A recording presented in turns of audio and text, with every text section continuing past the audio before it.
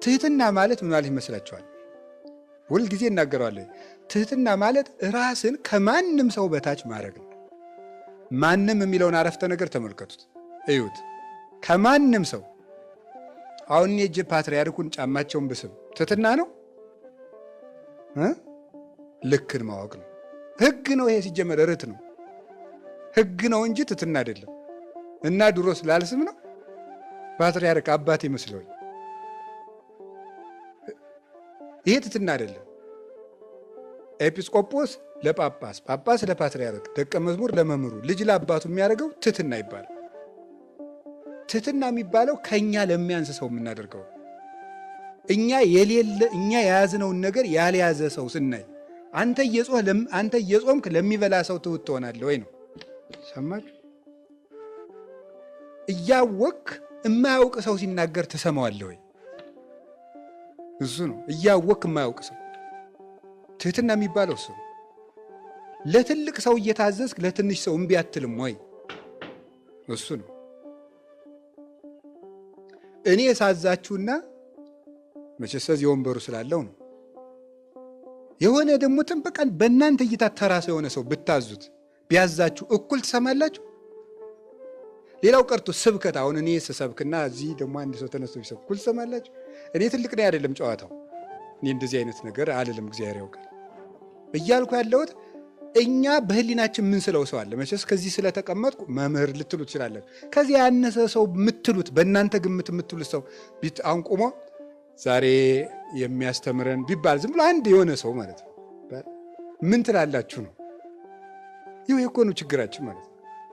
ቀድመን ሰው እንደማይረባ እንወስንበታለን። ልቡን ማን እንዳሳየን አላውቅም።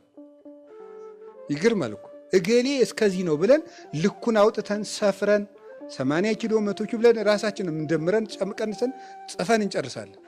ከዚያ በኋላ አንሰማም። አንድ በበረሃ የሚኖረው መነኩሴ አንዲት ሴት ሄደችና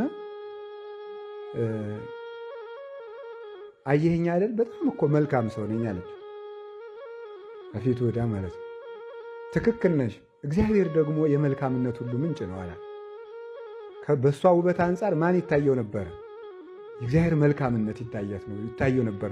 የእግዚአብሔር ውበት የእሷን ውበት አስረስቶታል ማለት ነው። እና እግዚአብሔር ፍጹም መልካም የሚወደድ መሆኑን የእግዚአብሔርን ውበት የማያዩ አይኖች ስላለን ምን ያህል ድሆች ነን በእውነት። እግዚአብሔርን ለዚያ እንዲያደርሰን ነው መድከም ያለብን። እግዚአብሔር ውብ ሆኖ የማይታያቸው አይኖች ናቸው ዓለምን የሚያደንቁት ማለት ነው።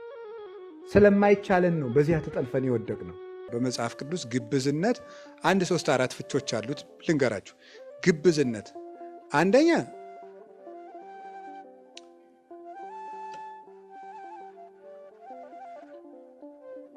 የሚናገሩትና የሚሰሩት መለያየት ግብዝነት። አይ መከራዬ ልናገረው የጨነቀኝ እኮ እኔም እንደዚያ ስለማልገኝ ነው።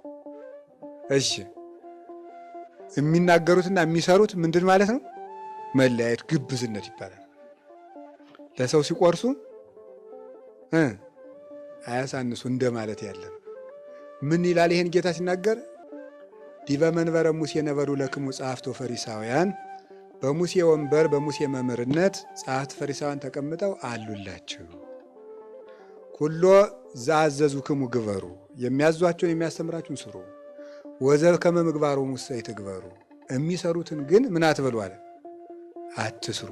የሚሏችሁን ስሩ፣ የሚሰሩትን እሳ አትስሩ። ምን አይነት ሰዎች ስለሆኑ እነሱ አለ ወያስሩ ጾረ ክቡደ ወያሰክምዎ ለሰብእ ዲበ መትከፍቱ፣ ለሰው ጽኑ ሸክም አስረው ያሸክሙታል። ወለሊሆሙሰ ይለክፍዎ በአጽባዕቲሆሙ፣ እነሱ ግን በጣታቸውስ እንኳ ምን አይሏትም አይነኳትም ይላል።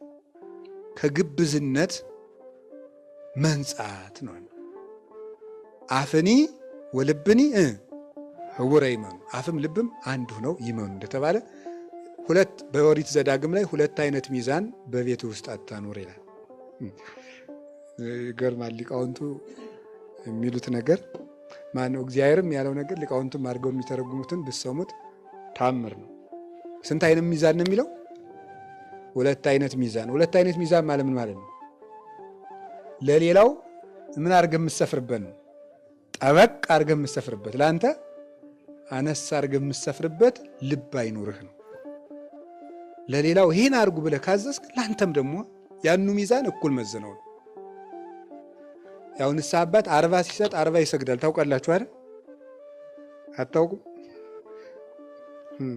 አባቶች እኮ ንስሐ አባት ሁኑ ሲባሉ ለምን እምቢ እንደሚሉ አታውቁም? መከራ አለዋ።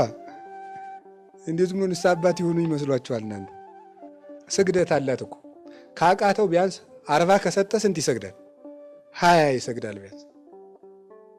ስለዚህ ስግደት ሰጥቶ ቁጭ የለም። አንዳንድ ጊዜ እንደው የቄስንም ድካም እንድታውቁት ብዬ ነው በዚያው። እናንተ እንደውም የምትባሸቁት ቄሱ ንስሐ ስቀጥራቸው ይጠፋኛል፣ ስሰማቸው በትክክል ስነግራቸው በትክክል አላዳመጡኝም ምናምን እንደዚህ በቃ ዝም ብሎ የመክበስበስ ጉድ ማለት ነው። ስንት ጉድ ነው ተሸክሞ የሚኖረው ሰው ቄስ እኮ። ሁለት አይነት ሚዛን በሰፈርከው ቁና ለራስህም ስፈር ነው። ከግብዝነት ንጹህ መሆን ነው። አሁን ይሄን ወደ ባቀጣጥ ነው ብዙ ነገር አለ። ለምሳሌ እናንተ አሁን በህግ በዳኞች በቤተክርስቲያን አስተዳዳሪዎች በመሪዎች በመምህራን ብቻ ልትወስዱ ትችላላችሁ። ለምሳሌ የሆነ ሰው በደላችሁት፣ እገሌ ይቅር በለኝ እንደው እንዲህ አድርጌ በድዬ ስትሉ አረ ምንም ችግር የለም እግዚአብሔር ይቅር ይበለን ሲላችሁ ትወዱታላችሁ ትጠሉታላችሁ? አቤት ተናግሩ እንጂ ሁላችሁ። በጣም ጥሩ። እናንተ በድላችሁስ ይቅር በሉኝ ሲል እምቢ ስትሉ ይሄ ምን ይባላል? ሁለት አይነት ሚዛን ይባላል ማለት ነው። አንተን ይቅር ሲሉ ደስ ይላል። አንተ ይቅር በል ስትባል ይሄን አድርጎኝ እንደዚህማ እንደው እሱ ጋር የምንለው ነገር አለን። ይሄ ሁለት አይነት ሚዛን ነው።